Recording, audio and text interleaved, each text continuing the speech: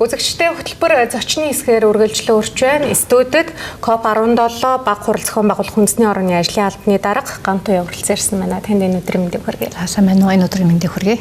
За. Тэгэхээр өнөөдөр сүлжилттэй тэмцэх дэлхийн өдөр тохиож байна тий. Монгол улсын хувьд энэ өдрийг өнөөдөр хэрхэн яаж ямар ач холбогдол өгч тэмдэглэл өнгөрүүлж байна. За энэ жил Монгол улс сүлжилттэй тэмцэх өдрийг ерөнхийдөө бэлчээр үнэлээ, хүндлээ, сэргээ гэдэг уранд бол тэмдэглэж өнгөрүүлж байгаа. За учир нь юу гэхээр Монгол улс маань өөрөө дэлхийн хамгийн том бэлчээрт суурилсан нүүдлийн мал аж ахуйн уламжлалт өв соёлтой ийм цөөх орнуудын нэг те. Өнөөдөр дэлхийд даяар бол бэлчээрийн ийм системүүдийн хувьд бол газрын доороод л усны хомсдол, уур амьсгалын өөрчлөлтүүд гэдэг юм уу маш олон сорилтууд бол тулгараад байгаа. Тэгэхээр энэ бэлчээрийг хамгаалах, за үнийг тогтвортойгоор ашиглах, эргээд нөхөн сэргээгч гэдэг юм уу энэ олон асуудлуудыг түрүүнд хэлсэнчлэн зөвхөн байгаль орчны асуудал юм аа гэж бид нараас үлдээж болохгүй. Эргүүлээд ард нь хүнсний аюулгүй байдал, эргүүлээд эдийн засгийн том асуудлууд тийм ээ. Мөн бидний нүүдлийн өв соёл гэдэг ийм маш чухал асуудлууд хүндэтгэх учраас дэлхийн нийтээр энэ өдрийг өргөн хүрээнд бол авч тэмдэглэх нь бол зүйтэй гэдэг ингээд бол ач холбогдол өгч явж байна. Эдгээр эрсдлийг бууруулах чиглэлээр ямар бодит бодлого хэрэгжилт шийдвэрүүдийг гаргаж байна. За газрын дороотлыг бууруулах чиглэлээр бол Монгол улс бол нэлээд ач холбогдол өгөөд бодлого, хууль эрх зүйн орчноо бас тасралтгүй, боловсронгүй болгох тийм ээ. Бэлчээрийн тогтвортой менежмент, усны нөөцийн хамгаалалт гэдэг юм уу нөхөн сэргэлтийн ажлуудаар бол ач холбогдол өгч бүх төвшний бодлогын бичиг баримтуудаар бол шинжилж ингэж оруулж явж байгаа.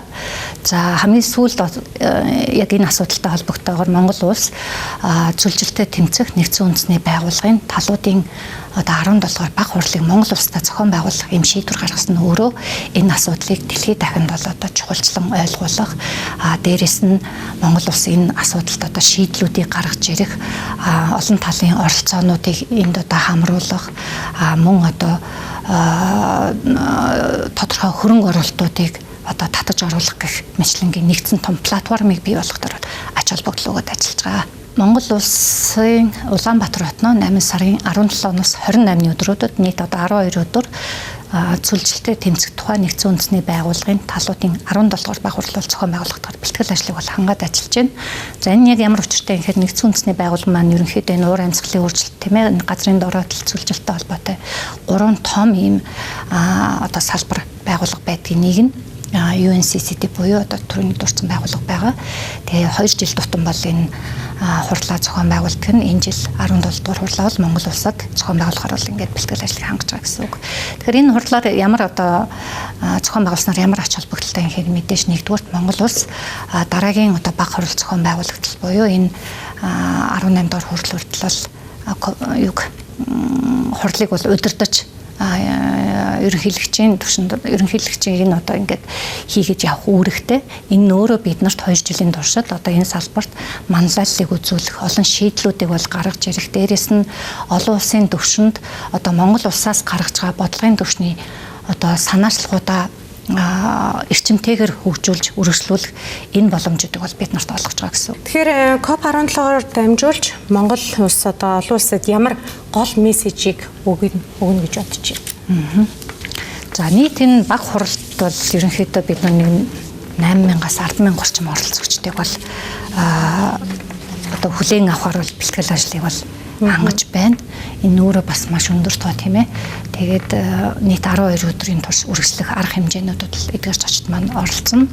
За Монгол улсын зүгээс болохоор түрүүний хэлсэнчлэн за бодлогын өв болгон тал хэрийн төлөвлөгөөг бол дэвшүүлж байгаа. Энэ өөрөө дотроо 3 үндсэн санаачлагтай. Нэгдүгээр бэлчээрийн тэргүүлэх санаачлага. Энэ яг харахгүй түрүүний хэлсэн зөвлөлтөд тэмцэх дэлхийн өдөртөө шууд уялдаж холбогдож орж ирнэ.